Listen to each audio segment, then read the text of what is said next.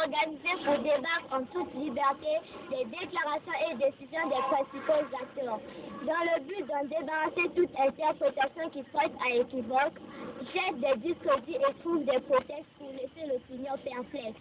Ah, c'est donc clair et net. Sens inverse, c'est la plénière de vérité et contre-vérité. Bravo, Télé Congo. Mesdames, Messieurs, bonsoir. Sens inverse, nous sommes heureux aujourd'hui de recevoir des mamans faisant toute partie de l'organisation non gouvernementale Femmes Vaillantes du Congo. Elles sont arrivées sous la conduite de Maman Chantal Kanda. Maman Chantal Kanda, bonsoir. Bonsoir. Merci bien d'avoir accepté notre invitation. Je constate que vous n'êtes pas seul, vous êtes accompagné de deux de vos sœurs, de vos collègues, de vos membres. Alors, est-ce qu'on peut avoir l'honneur de les découvrir? Vous êtes très bien connue, c'est Chantal Kanda, la présidente. Et puis après? Ben, vous avez là Madame Henriette Oko. Henriette Oko. C'est la vice-présidente de l'ONG Femmes Vaillantes du Congo. Oui. Vous avez à côté Madame Veuve Tadi Zala Madeleine. Elle est la responsable de la commission santé de l'ONG Femmes Vaillantes du Congo. Voilà, elle est responsable de la commission santé de l'ONG Femmes Vaillantes du Congo. Merci beaucoup. Donc, principalement avec vous, le débat ce soir qui porte sur votre organisation. Bien, que dire? J'espère que vous allez apporter des réponses très claires aux questions que nous allons vous poser pour mieux faire connaître votre organisation, parce que, voyez-vous, aux yeux de l'observateur, bon, on est étonné de constater qu'aujourd'hui, il existe au Congo, particulièrement à Brazzaville, une organisation non gouvernementale dénommée Femmes Vaillantes du Congo. Jamais connue par le parti, jamais vue, donc ne communiquant pas assez dans les médias. Et puis, aujourd'hui, juste pour une apparition, c'était le 6 mars dernier, donc à la veille de la célébration de la Journée mondiale de la femme. Et donc, pour la première fois, pratiquement, à mon entendement, c'était le 6 mars dernier quand vous avez organisé un séminaire, une conférence portant sur le sida, à la veille de la célébration de la Journée mondiale de la femme. Et puis, voilà, curieusement, vous êtes retenu pour participer à la célébration de cette journée au Palais du Parlement comme invité d'honneur, invité d'une grande ONG qui devait composer une délégation de 5 personnes, parce que les petites organisations, c'est 2 personnes et vous, c'est 5 personnes. C'était bien cela. Alors, la question que j'aimerais poser, c'est en quoi vous êtes une grande organisation? Parce que franchement, on vous ignorait jusque-là par l'observateur. Merci beaucoup, Monsieur Fambo, d'abord de m'avoir invité sur ce plateau. Je vais vous répondre sur ce que vous venez de me dire à propos de ce que nous ne paraissons pas certainement aux médias. Ce n'est pas vrai. L'ONG Femmes Vaillantes du Congo a vu le jour le 28 juin 2003. C'était médiatisé. Donc nous avons déjà apparu dans les médias. L'ONG s'est fait connaître ce jour-là officiellement. La télévision congolaise était de la partie, la radio congolaise était de la partie, donc ce n'était pas sous silence que ça s'est passé. Et ça ne s'est pas arrêté là. Nous avons eu à faire des remises des dons, bien qu'on venait de commencer notre activité. On a eu à faire des remises des dons le 4 novembre 2003. Donc pratiquement 4 à 5 mois après notre sortie officielle. Mais c'était aussi médiatisé. La télévision congolaise était de la partie. Donc on ne peut pas dire qu'on était encore sous le silence, non. Nous étions déjà connus, puisque déjà la télévision est venue couvrir cet événement, et où quand même nous étions honorés par la présence de Maman Ministre Rekomba, qui était venue assister justement à cette remise des dons. La télévision congolaise avait couvert justement cette cérémonie. Et effectivement, la radio congolaise aussi était de la partie. Tout à fait. Et récemment, encore le 6 mars. Le 6 également, ben, on a fait participer notre télévision. Quand il y a eu votre conférence sur le sida. Oui, tout à fait. Voilà. C'est donc dire que vous existez et que normalement vous devez être bien connu.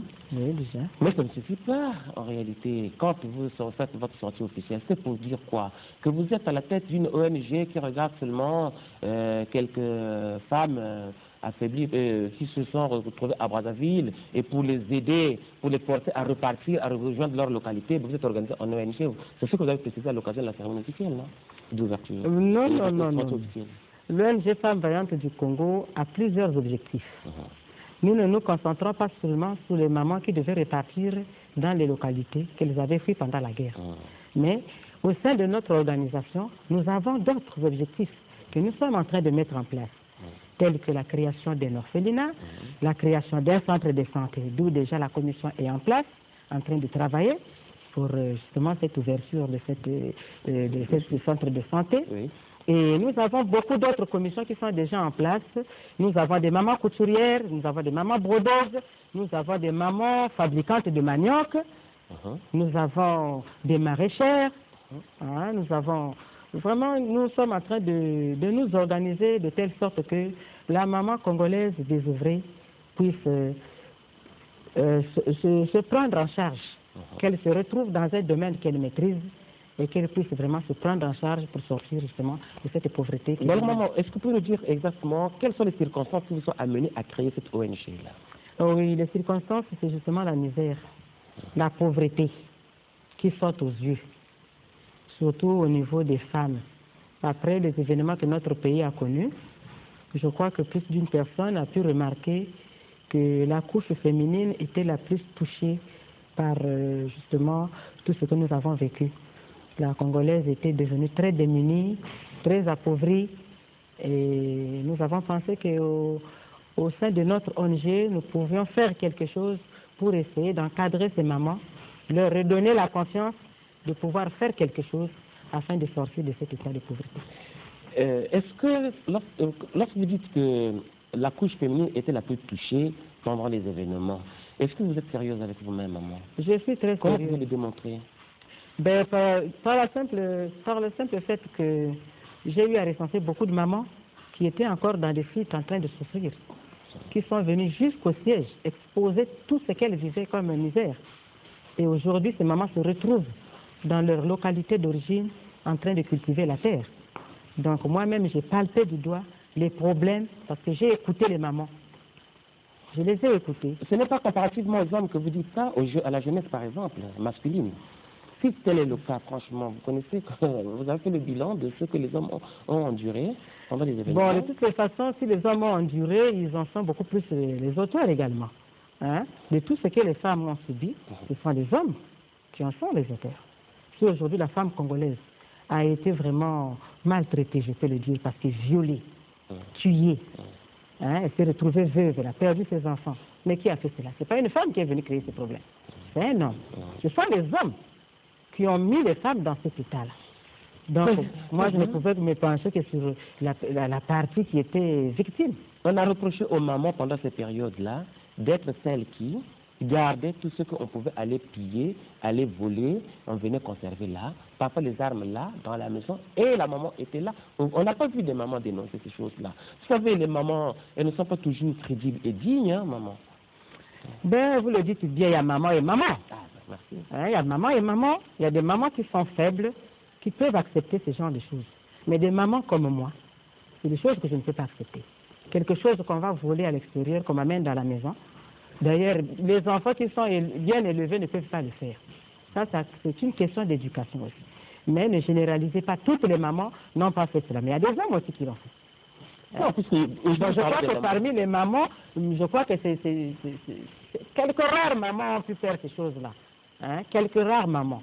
Mais je crois que la majorité sont les premières à aller à l'église, toujours avec le chapelet, et puis après sortir.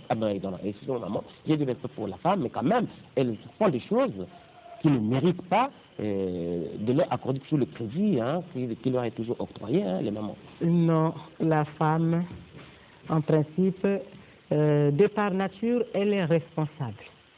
Bon, nous devrons nous rendre compte aussi, parfois, ces mamans-là, c'est la société aussi qui les transforme. Ce qu'elles vivent au quotidien.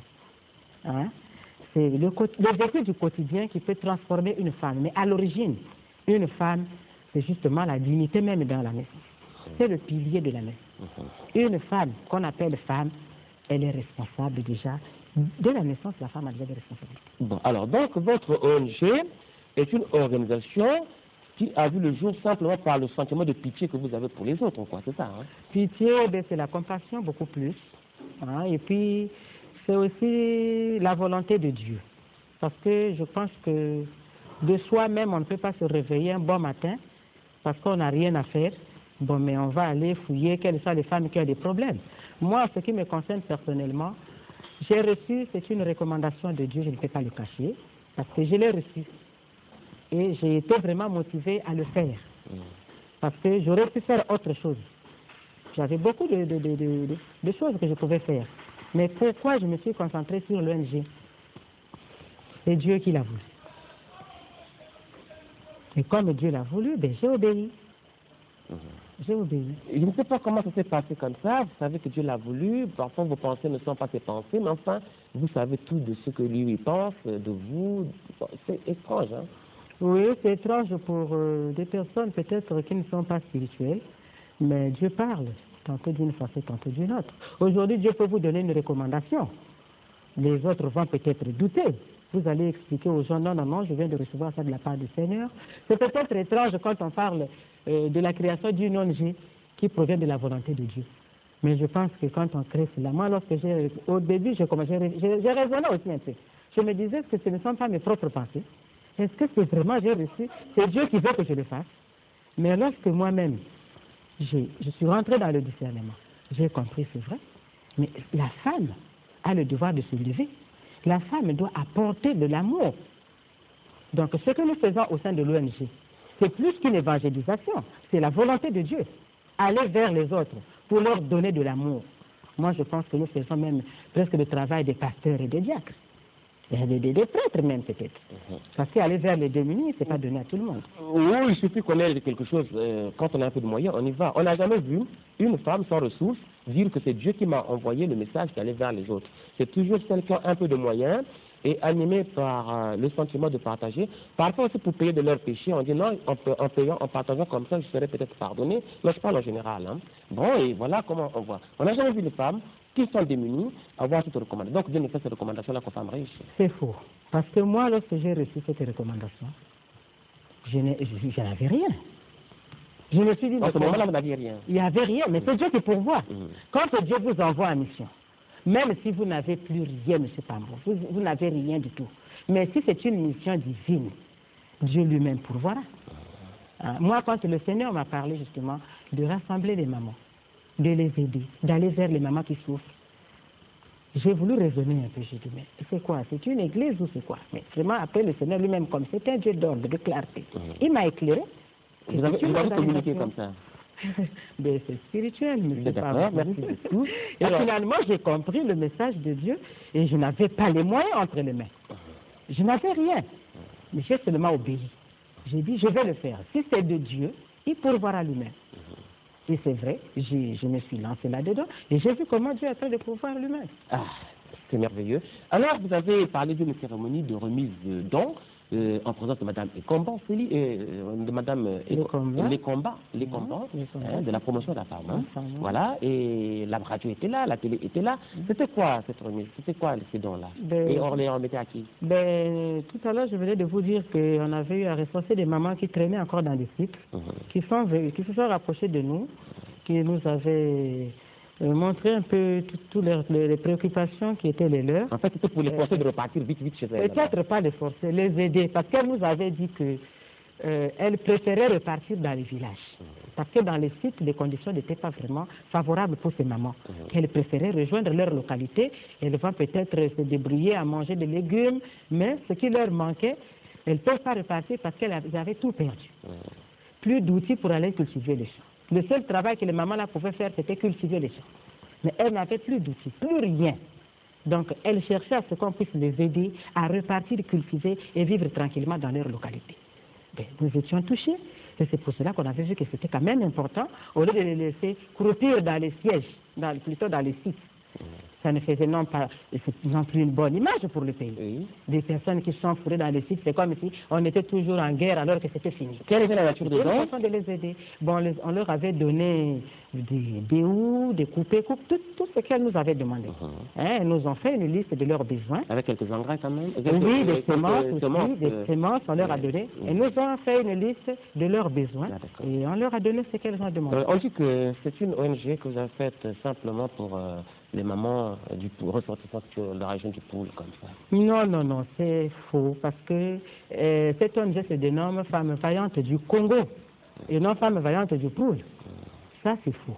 Mais il s'avère que les besoins de l'heure se situent justement dans cette partie. Et les premières qui sont venues nous consulter, justement, provenaient de cette partie.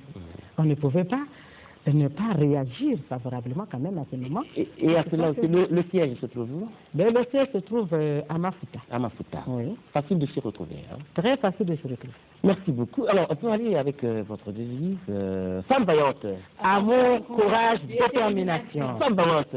Amour, courage, détermination. Amour, c'est quoi? Ça apprend aux gens à penser seulement aux hommes, au sexe, comme ça. C'est ça? La femme vaillante n'a pas la tête à cela. L'amour, c'est-à-dire l'amour pour Dieu, d'abord, et pour le prochain. Je crois que ça résume et le courage. Le courage. Ben, le courage d'aller vers l'avant. Il faut avoir le courage d'oser faire quelque chose. La femme vaillante veut travailler, mais il lui faut le courage justement de se lever et de faire quelque chose. La détermination. La détermination, c'est d'atteindre les objectifs visés par la femme vaillante. Nous devrons atteindre nos objectifs. Ce que nous voulons, nous devrions... Parce que nous connaissons les préoccupations des femmes. Hein? Oui. Avoir un mari. Bon, alors comment on peut, avec détermination, avoir un mari? Il y en a qui en cherchent. Là, pour leur dire peut-être pour qu'elles découvrent. Ah, bon, pour avoir un mari? Mais ça, je ne sais pas. C'est pas un concours qu'il faut faire pour avoir un mari. Je crois qu'on peut demander à Dieu. Et pour avoir un enfant? Mais c'est pareil. Pour avoir une grossesse? Parce que j'entends souvent là-haut, des choses comme ça. Bon, voilà, il est là. Non, non, c'est Dieu qui donne les enfants. Hein. C'est pas quelqu'un qui donne les enfants, ça c'est faux. D'accord. Les enfants, c'est Dieu qui les donne. Merci beaucoup. Alors, le 6 mars dernier, avant d'y arriver, d'abord une petite question. En fait, vous êtes une organisation de la dernière pluie, seulement à peine 9 mois que vous existez. Hein? 9 mois d'existence, hein, vous êtes...